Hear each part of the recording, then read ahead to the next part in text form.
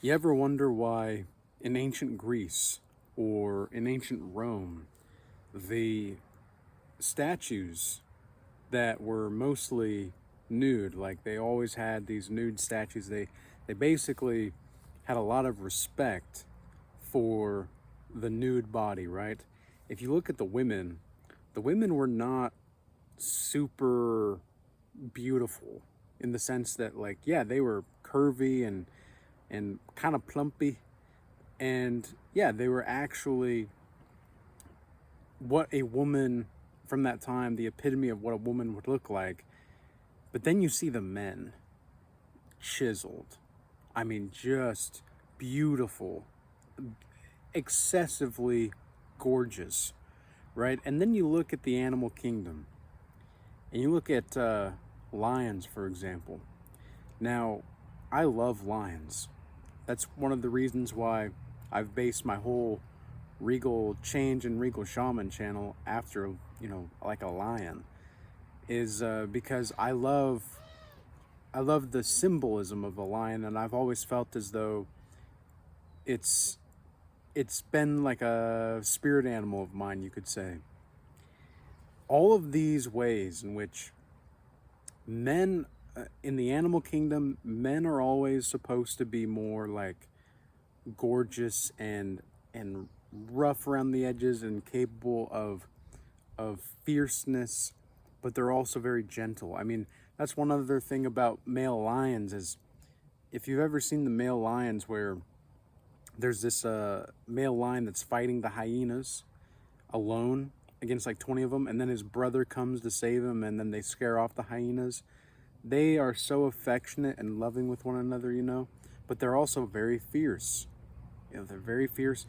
It's almost as if you can't quite tell what their personality is. They don't really have a personality. They just are what they are. That's where we are as men with full sex. We are we are lions. We are capable of creativity, of destruction, of gentleness, of fierceness, of ferociousness, pure vitality. Just pure vitality. And you're going to be out of her league with a full sack because women nowadays, they're so addicted to the fakeness of life. And there's a spiritual process in which women themselves are more fake than ever. They're more artificial than ever. Like, artificial intelligence is already here. It's not on the screen. It's in people. That's the way that I see it. And I'm not saying that quite literally, but also metaphorically, more so. Simply because these women, a lot of women out there are not necessarily capable of just being the woman that you need her to be. And they always try, not always, not all of them, of course, but most of them always try to take from you before you're ready to give. And I've mentioned this before, how initiated men who have integrated their anima, the totality of their feminine side, into their own psyche, they have this yearning to give. They want to give. But women want to take before their time. And they want to just take. They don't want to receive. They just want to take. And that's a differentiation between a mature woman and a non-mature woman. A woman who is non-mature, she just wants to take. But a mature woman wants to receive. She doesn't even want to receive. She just receives. And most of the time, these psychological behaviors of women, because look, in my godlike mastery practice, where not only am I practicing godlike mastery myself, but I'm also with multiple people who I am having the godlike mastery offer for, and we go through the system to help them get out of systems. Or I do one-on-one sessions. I've done 600 plus different types of one-on-one sessions over the last 3 years with different people, men and women. And most of them have been men, of course, because my audience is mostly comprised of men. But what I found is men continuously are the ones that are ready to change or ready to be the bigger person, or to really try to make things consistent and last and just be better. But it's oftentimes the women who will constantly blame the men because they're not being met with their entitled requests. And the thing is like, you can't always expect other people to be the one to formulate certain things. Like right now, we're in a Mercury retrograde. Okay, and I'm going to go into this topic deeper on the other channel, but Mercury retrograde essentially sparks these old relationships and these old emotions from the past. And these toxic women will come back into your life if you have not moved on totally from it during Mercury retrograde. Now, this is not like an, it's absolutely going to happen. It's written in the stars. I mean, it is written in the stars, but it's not. Like, take this all with a grain of salt, because the narrative structure that you feed is going to be propelling you towards certain modes of being. Now, I can sit here and say all women are amazing, beautiful, they all want the best for me. They all want the best for men. And I can keep saying that, and I can keep deluding myself into that. However, it's just not going to be true. So how do we ignore reality and have fun with a full sack while also seeing that the truth is that these women are not this way? So how do we live the truth and let die what is false, while also trying to change ourselves to ensure that we're going to live the life that we want? That's not an easy question to answer off the bat. And it's going to take some real reflection on the women's part. Men are ready to reflect. In my experience, generally speaking, men are ready to reflect. It's the women that are not. Now, of course, the women that I've worked with are the ones that are ready for these types of changes and such. They want to change. But with men and with women, like in my practice, what I've seen is that men want more of a, how do I build my life to be what I want it to be? Whereas women are like, how do I get the man that I want? That's like the main differentiation between the two. And yet it's interesting because men, they feel more heard and spoken to when the topic is about women initially. It's so interesting because that like gets them into the door. It's like they have to have this spark of feminine energy in order for them to feel like whatever's being propagated forth is going to be worth it for them. Because most people don't really make decisions unless there's going to be some type of form of mate option increase. And so that's something very interesting to take note of as well, psychologically. Because psychologically, if you want people to feel heard and to feel seen around you, you simply just have to affirm, who exactly they believe that they are. However, it's not my job necessarily to do that. Like, my job is to is to show you who you think you are and then point you toward who you actually are. That's my job. As far as I'm concerned, that's what I do. Not just in these videos, but outside of these videos as well, just in everyday life. You know, there's so many people in everyday life where you really have to just play dumb to be around women and to be around certain types of men.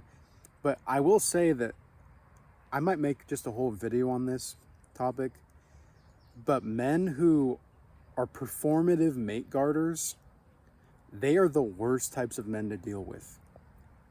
They are the worst, because they will straight up lie to not only you, but to the people around them, all because they want to uphold a certain image while protecting a woman that doesn't even care about them. That's what's crazy. And so you, as a man with a full sack, you're going to be so out of these women's leagues. You're going to be so above her level when you are disciplined, at peace. Like, they don't know what to do around these types of, like, they don't know what to do around you, man. Women will lose their minds around the man with the full sack because they don't know what to do. He's already content. And they're like, well, you know, if you don't need sex from me, well then, am I worth anything to you? It's like, well, sweetie, not really, unless you can, like, do things outside of that. Because here's the thing, a mature woman will not try to keep you with just sex. A mature woman will do other things that will aim to keep you with her outside of that. Because she's not, like, women who only have sex to offer are basically, well, they're SLUTs with stipulations. Like, they're whores without being whores, if you know what I'm talking about. That's what they are, because that's the only thing that they have to offer. So they're gonna have to get something for their pink palace in order for you to, like, be with them. Like, they have to feel like they're getting something for their body. That's just the way that it is. And that's just most of the women nowadays. They haven't been taught that there's another way to go about it. And they don't want to hear about it most of the time. You know, I've asked women in the past, I've asked them, like, there's a woman that I talked to last year, and she was talking about how she wants to go to college and she wants to do this and that. And then, you know, I said, well, let me ask you this. What exactly do you want to be doing in 5 years from now? Like, what would your day-to-day life look like? And she said, you know, I'd like to have a family, and I'd like to be at home with the kids, and, you know, blah, blah, blah, blah, blah. None of it had anything to do with college. None of it had anything to do with work, etc. It was all family-based. And I said, well, listen, have you ever considered not going to college then? Or have you ever considered that college is a scam for you then? And she thought about it, and she's like, yeah, I have thought about that. And I said, so why are you going to college if the life that you want is not down that path? And she just was like, well, I don't know. It just kind of seemed like the next thing. They're not thinking. Nobody thinks about these things. The reason I went to college was because I wanted to learn about what I wanted to learn about. And I knew that having a bachelor's degree at least would get me into a lot of doors for my career. But that's the narrative that I believed at the time, right? I really believed that. Now I don't believe anything about anything. I don't, the only thing that I have is trust for the process. And now it's like everything that I'm doing, I'm grateful that I had these experiences at college and such, but I don't need a degree to be doing what I'm doing now. And I don't need a degree. And the whole point of degrees anyway anymore is just, you know, you get a degree and you get a degree. It's like, remember Oprah, like, you get a car, you get a car. It's like, that's how it is now. Anybody can get a degree. So it's like, you get a degree and you get a degree. The college degree means nothing anymore. It really doesn't. Even though like only 35% of the population in the United States has a bachelor's degree at least, it still is just, it doesn't mean much. And men are dropping out of college. And, you know, women take that as the uninitiated and unintegrated women will say, oh, well, that means I'm smarter than him. Ha ha ha. No, that does not mean, that's quite the opposite at this point, actually. You're just being fed into the system even more, and you're thinking to yourself, oh my gosh, I'm so smart. I'm just so smart. Do you hear yourself? Ugh. And so I told this woman, I said, well, consider not going to college then. What would you want to be doing right now? Well, I don't know, just working, I guess. And she got kind of like sad and solemn, and it was just like, well, you know, it's okay that you're not ready for this type of thing. It's okay that there's a process going on. We all have this stuff going on, you know. It's just like anything in life is a process. It's all a process. But the good news is you don't have to carry the weight of the world. You just have to carry the weight of your full sack, man. And that can be heavy enough sometimes. Like just living your life, man, that can be heavy enough. But especially when you've got a full sack, man, that's that's when you gotta sling it over your shoulder. Go for it. But yeah, I mean, we live in a weird day and age, man. We live in a weird day and age where people, specifically in this topic, women, they believe that they are better than they really are. And they are entitled. They're so entitled. And the lack of spiritual integration is apparent so much. I mean, even the spiritual women, I don't think I've ever met women more judgmental than the religious type of woman. I mean, that she masquerades herself as virtuous when behind the masquerade is fear, and she props herself up as being virtuous and practical, but behind that virtuous and practical masquerade is a whole bunch of fear. It's a whole bunch of fear. It's a whole bunch of judgment. And there's little to no openness. And that fear will cause them to do crazy things. Like, I remember, I told the story a couple times where this woman, years ago, I found out she had a whole family at home after talking to her for nearly 2 months. She had a husband and kids, didn't tell me about it. And she was the one trying to educate me about the Bible at the time. She was like, no, you need to read the Bible and all these things. This bitch, she was trying to read me certain verses about virtue. Meanwhile, she's, you know, telling me about the family that we're going to have when she has a whole fucking family at home. I mean, and this kind of stuff just happens all the time. I even to this day, for myself, as a man with a full sack, the easiest women to get are women are already in relationships. That's the truth. It's a lot of truth men don't want to hear. And a lot of men want to believe, oh, my girl's different. You know, she's different from me. Yeah, I mean, maybe she is. But the probability of that in this day and age is so low that I can't help but think that you're probably lying to yourself. It's not even that I think that. It's just I can see the dynamic play out. I see through the veil in the time, in the spirit of the time. I see the way in which people interact with each other. I'm not blind. You know, I may have my blind spots, you know, for myself, but I'm not blind.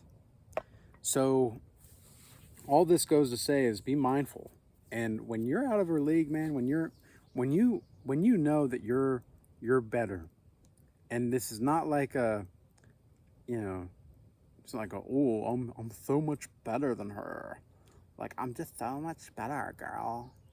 It's not what that's about. What it's about is you're the male fucking lion. And she's a lioness. There's a way this thing goes about. You know, you're the beautiful, strong, capable, competent, consistent, righteous simply because he wants, like, that's who he is. He's not like wanting to be righteous because it's the right thing to do. He's just righteous. He's just good, not because he wants to be good, but because that's just who he is. He is awakened spiritually to the point in which psychologically he's more individuated than most people on the planet. He's integrated his shadow. He is practicing godlike mastery, and he is going full-fledged into the shining sun. Nothing wrong with that. Nothing wrong with that at all. So, with all that being said, if you got to this far in the video, the probability that you really resonate with this type of message and with me in general is really high. So, be considerable in your actions going forward, and consider applying to the Godlike Mastery offer that I have. If you're really wanting a transformation and you really want to commit to a 3-month transformation to get into a system that helps you get out of systems. Or you can join the Regal Academy, and we have a whole bunch of classes in there. We do group calls every week. We have a whole bunch of live classes every now and again. So all that's available for you in there. Otherwise, peace be with you. Be blessed. Until next time.